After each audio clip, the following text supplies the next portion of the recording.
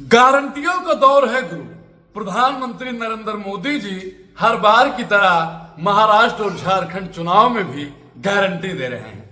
इन्होंने पहले गारंटी दी थी 15 लाख रुपए की, फिर इन्होंने गारंटी दी 2 करोड़ रोजगार की, फिर इन्होंने गारंटी दी नमामि गंगे की, फिर इन्होंने गारंटी दी महिला सशक्तिकरण की, फिर इन्होंने गारंटी दी महिला सशक्तिकरण की, फिर इन्होंने गारंटी दी कि डबल इंजन की सरकार जहां जहां है वहां सब कुछ हम चंगा कर देंगे।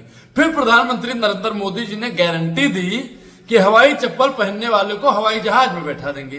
फिर प्रधानमंत्री नरेंद्र मोदी ने गारंटी दी कि उस तमाम सुख सुविधाओं को इस देश में लागू किया जाएगा। तमाम गारंटियों से साहब अब बाहर नहीं आए। महाराष्ट्र में किसानों को आर्थिक मदद, महिलाओं को पुलिस में नौकरी, और महायुक्ति ने दी 10 गारंटी का ऐलान। मतलब मोदी जी की सरकार जो डबल इंजन की सरकार है वहां पे उन्होंने 10 बड़ी गारंटियां दे दी। एकनाथ शिंदे ने घोषणा पत्र में महिलाओं को मिलने वाली मानसिक सहायता को 1500 से बढ़ाकर 2100 रुपए कर दिया। साथ ही उन्होंने महिला सुरक्षा को ध्यान में रखते हुए 25,000 पुलिस महिलाओं बल की भर्ती योजना का ऐलान किया। आंगनबाड़ी कार्यकर्ताओं का वेतन बढ़ाने का ऐलान किया। साहब कितना बढ़ेगा ये तो बाद ही में पता चलेगा। महाराष्ट्र की सत्ता में काबिज युक्ति ने विधानसभा चुनाव को लेकर अपने घोषणा पत्र जारी किए हैं। महायुक्ति ने अपनी 10 गारंटी में किसान और महिला को लेकर कई बड़े बड़े ऐलान किए हैं। साहब उन तमाम बड़े ऐलानों को हम आपको बताएंगे कि जिस प्रकार से गारंटी पाओ योजना चल रहा है ना, उस योजना का कितना लाभ महाराष्ट्र की जनता को मिल रहा है।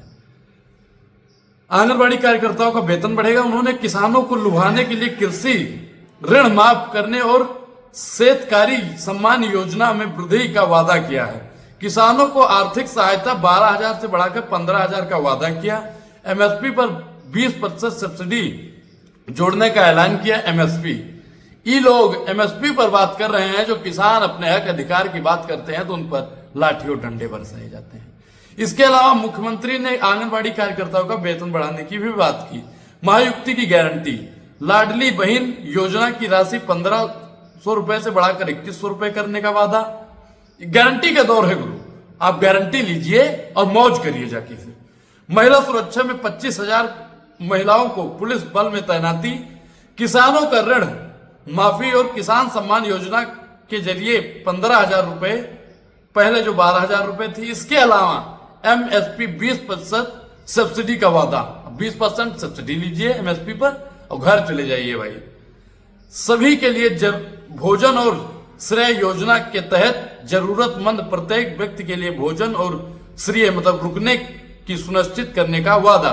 वृद्धा पेंशन धारकों को 1500 रुपए से बढ़ाकर 2100 रुपए करने का वादा। अब आवश्यक चीजों के लिए मूल्य स्थितीकरण का वादा करते हुए सीएम ने अपने पूरे राज्य की आवश्यक चीजों के लिए स्थिर कीमतों को बनाए रखने का वादा किया।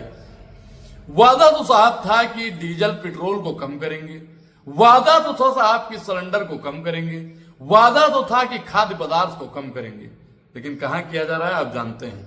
सुधारने के लिए पांडव सड़क का विकास के लिए 45,000 गांवों को पंडन सड़कों का निर्माण का वादा किया। आंगनवाड़ी और आशा वर्करों को 15,000 रुपए वेतन और सुरक्षा का वादा और उसका मासिक वेतन बढ़ाकर 15,000 रुपए करने का ऐलान किया। सोलर रिन्यूएबल एनर्जी पर जोर देते हुए नवीनीकरण एनर्जी के निवेश करके बिजली बिल को 30% कमी का वादा किया। प्रधानमंत्री नरेंद्र मोदी जी ने चुनाव जीतते ही कहा था कि मेरी इच्छा है कि 24 घंटा बिजली हो और बिजली का बिल 0 हो। जिस प्रकार से बिजलियां आपके गांव में, आप कहीं से भी हो सकते हैं, आपके गांव में किस प्रकार से बिजली आती है ये भी हमको कमेंट में जरूर बताइए। विजन महाराष्ट्र 2029 को 100 दिन पूरा करने का वादा किया। महाराष्ट्र में एक चरण का चुनाव में मतदान होगा। वही महाविकास आधा अड़ी में बुधवार को अपना घोषणा पत्र जारी किया और ऐलान किया है। बता दें कि महाराष्ट्र में 288 विधानसभा सीटों पर एक चरण में चुनाव 20 नवंबर को मतदान होगा और 23 नवंबर को नतीजे आएंगे। साहब जितने भी पार्टियां हैं इतना बड़ा बड़ा वादा कर रही हैं, उन तमाम वादों पर खरा कौन उतरेगा? कौन आखिर सत्ता की मलाई इस बार चाहेगा और जनता को कौन इस बार भला करेगा? जनता का भला करने वाली कौन सी पार्टी हो सकती है? आप लोग किसके साथ हैं? महाराष्ट्र में और झारखंड में क्या होने वाला है? क्योंकि इस दौर में साहब गारंटियां बहुत चल रही हैं और गारंटियों के साथ साथ महाराष्ट्र में चल रहा है बटोगे तो कटोगे। मतलब महाराष्ट्र के लोग बटे हुए नहीं है और मैं महाराष्ट्र की जनता से अपील करना चाहता हूं कि आप बटिए मत, एकजुट होइए, शिक्षित रहिए, संगठित रहिए और संघर्ष करिए।